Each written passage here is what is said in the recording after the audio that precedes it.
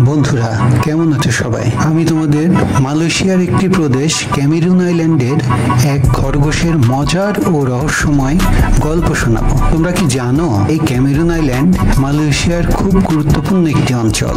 এক সময় মালয়েশিয়ার 40% পর্যন্ত সবজির চাহিদা পূরণ করত। সাম্প্রতিক বছরগুলোতে এটি 15% নেমে এসেছে।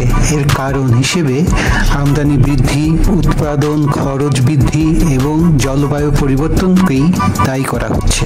কিছু সূত্র অনুযায়ী ক্যামেরুন আইল্যান্ডে প্রতিদিন প্রায় 1000 মেট্রিক টন সবজি উৎপাদন করা হয়। অন্য একটি সূত্রে জানা যায় ক্যামেরুন আইল্যান্ডের কৃষি জমি মালয়েশিয়ার মোট কৃষি জমির প্রায় 6%। এই ক্যামেরুন আইল্যান্ডের প্রাকৃতিক সৌন্দর্যের কথা বলতে গেলে সহজে শেষ হবে না। এখানকার চা বাগান, সবজি বাগান, স্ট্রবেরি বাগানের চমৎকার দৃশ্য সবাইকে বিমোহিত করে রাখবে সারাক্ষণ। যা হোক, চলো গল্পটা শুরু করা যাক। তোমরা কম বেশি সবাই জানো যে খরগোশের গাজর, মূলা, কচি শাকসবজি এবং সেই সাথে স্ট্রবেরিও খুব পছন্দের একটি ফল। একদিন মালয়েশিয়ার ক্যামেরুন আইল্যান্ডে রাজুস স্ট্রবেরি বাগানে একটি খরগোশ ঢুকলো। এটি ক্যামেরুন আইল্যান্ডের সব থেকে বড় স্ট্রবেরি বাগান। বাগানে ঢুকতেই খরগোশের পাকা পাকা স্ট্রবেরি দেখে মাথায় পুরা খারাপ। সে লাফিয়ে বেড়াচ্ছে আর মনের আনন্দে তুলে তুলে স্ট্রবেরি খাচ্ছে। যখন সে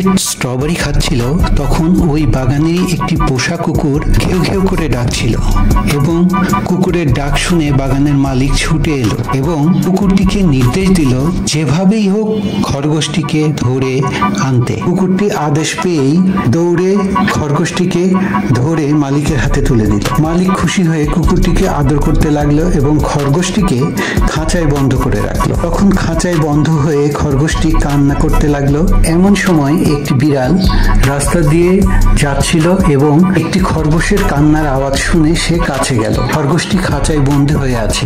সে যখনই খরগোশটিকে ছেড়ে দিতে যাচ্ছিল তখনই হঠাৎ অতর্কিত কুকুর এসে তাকে আক্রমণ করে। কুকুরের আক্রমণে সে আহত হয় এবং খরগোশটিকে নিয়ে মারামারি করতে গিয়ে খরগোশটি স্ট্রবেরি বাগানেই মারা যায়। এই সময় খরগোশটিকে স্ট্রবেরি বাগানে মৃত অবস্থায় ফেলেই কুকুরটি চলে যায়।